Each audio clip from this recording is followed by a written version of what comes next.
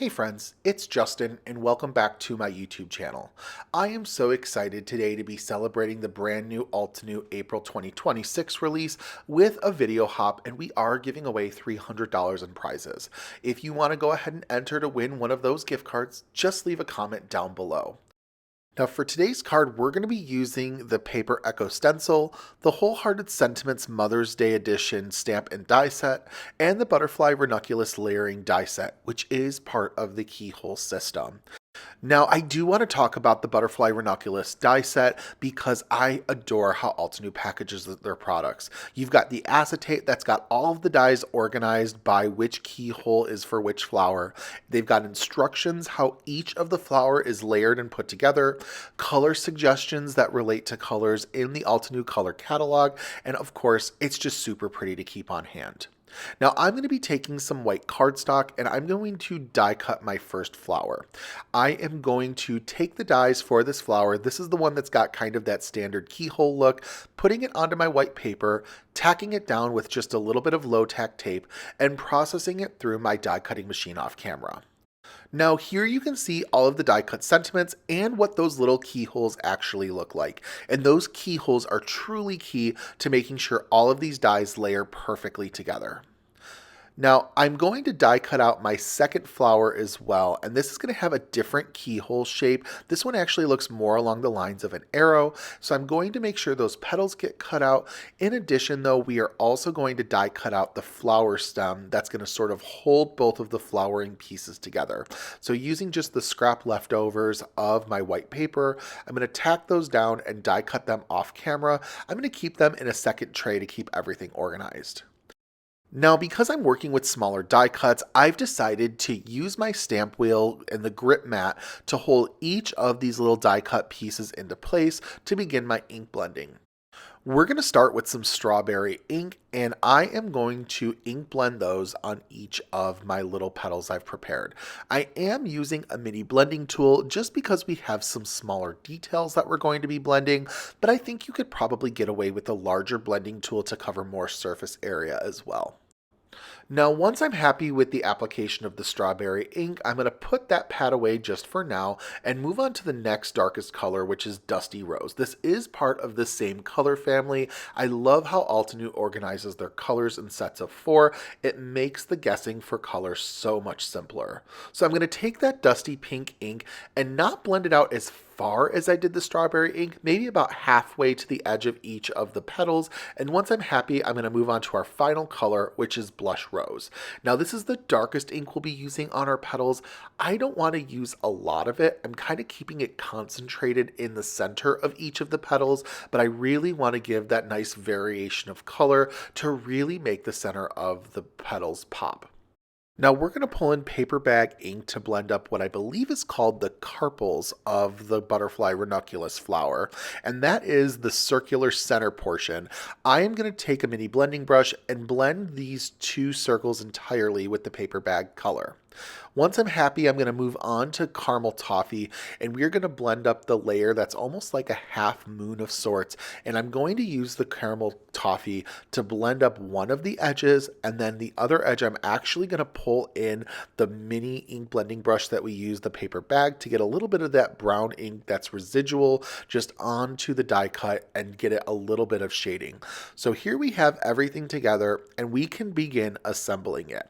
Now, how the keyhole system works, if you didn't already know, is that the keyhole is designed to keep all of your layers in line. So you can follow the instructions that are included with the die set from Altenew in the packaging, and just as you layer each of the elements, you want to make sure that that keyhole is perfectly lined up, and then you're going to get the exact same result every time. It makes these dies that look otherwise intricate incredibly easy to put together, and then Altenew even includes elements that you can cover up those keyholes so you never knew that they were there. So the carpels of this flower are going to work to cover everything together, and it just looks like a beautiful flower to put on your project. Now we are going to move on to the second flower and also the stem, and we're going to kind of do the same process with our ink colors.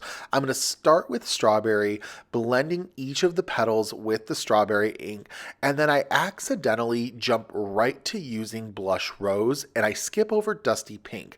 So I end up blending through to make all of the petals look pretty similar. Once I'm done with the blush rose though, I can actually grab that dusty pink ink and then use that to ensure that the dusty pink color still goes to about the center portion of each of the petals. So I was lucky enough that it didn't really affect the way that these looked, and I'm happy how the petals are. Now using Firefly ink, I'm going to use this as one of two colors to blend up the stems and the leaves that are part of the flowers. So I'm just going to kind of lightly go in with that Firefly ink, blending up each of the three elements, and then I pull in the grass field ink just to add a little bit of shadow to the edges of these pieces, just to give a little bit of dimension. This is definitely a brighter green, and I love how all of this works together with the petals of this flower.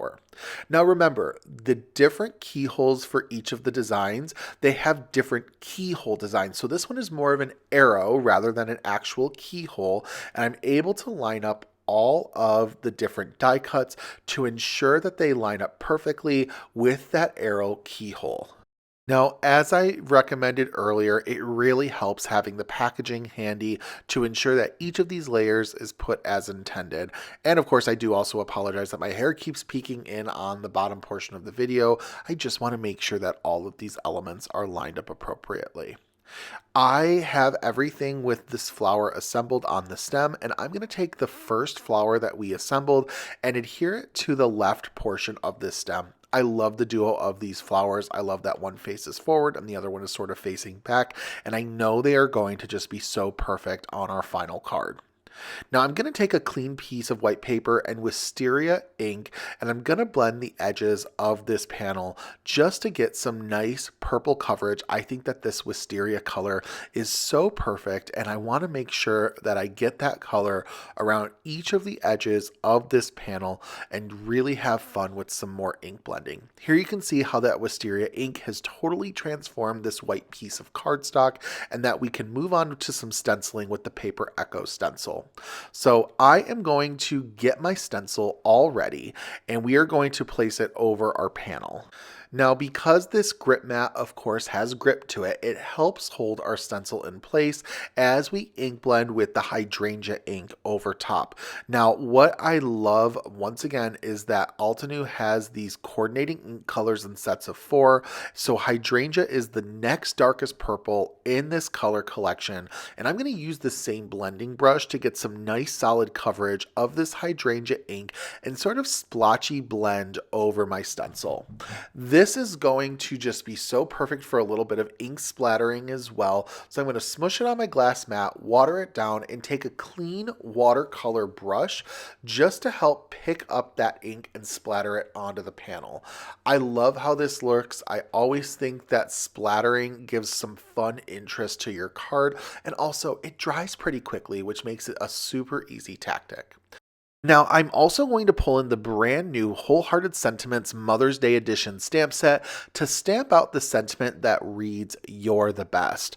I wanted a nice, clean, small sentiment for our card, not something too bold that would overpower the flowers, so I decided to do a little bit of heat embossing. So I put some anti-static on the paper, and then we are going to stamp out our sentiment using some VersaFine Clair Nocturne ink, because it's just going to be a good, crisp black ink. So I'm going to stamp it twice onto our piece of paper, and then do a little bit of heat embossing with a clear detail ink that I had in my stash. So I am going to just really quickly clean up my workspace, putting that back into my container, and then we're going to be able to do some pretty quick heat embossing just to have a little bit of extra finish on our sentiment. So once my sentiment is all set, I am going to die cut it off camera, and then I can begin adhering the different elements of our card together to work towards our final product. So I'm going to use use some craft tweezers to kind of help hold our flowers. They're a little floppy just because we have so much going on, and I'm going to use some of that liquid adhesive on the back of each of the elements and then very carefully put it into place on our card panel. I think that this just works really nicely, and I love all of these colors together. To give our sentiment a little bit of a pop, I am going to add a 3mm foam strip to the back of it, trim off the excess, and then I'm going to be able to pop this sentiment sort of on the right side of our card, fairly centered and right off of the stem of the flowers. I love how the sentiment looks. I think we made a fantastic choice in what to put together. Now we're going to finish off the card using some Crystal Clear Enamel Dots because these are just going to so perfectly add that natural dewdrop look to our flowers. One of my secrets is I love using these Crystal Clear Enamel Dots with any floral die cut because I think it makes the card just look more natural. I am going to finally put some liquid adhesive on the back of our panel and adhere it to a pre-made A2 size card base. I do normally recommend doing embellishments after you put the card onto a card base, but because the enamel dots from Altenew just make it so easy to transfer and you can't really nudge them around, I put the embellishments on before I adhered it to the card base. And with that, my final project is entirely completed. I love how these brand new products came together to form this adorably soft card that is just perfect to give to a loved one or your mother for Mother's Day. Thank you so very much for stopping by my YouTube channel today and for hopping along with us to celebrate Altenew's April 2026 release. I do have all of the products used in today's video listed below, so using those links to shop do help support me in my crafting at no additional cost to you. Now don't forget to leave a comment as well to enter to win one of the gift cards we are giving away as part of today's video hop. Be sure to also visit each of the other creators in this video hop, give them some love, and also to enter on their videos as well. Thank you once again for stopping by, and happy crafting, everyone. Goodbye.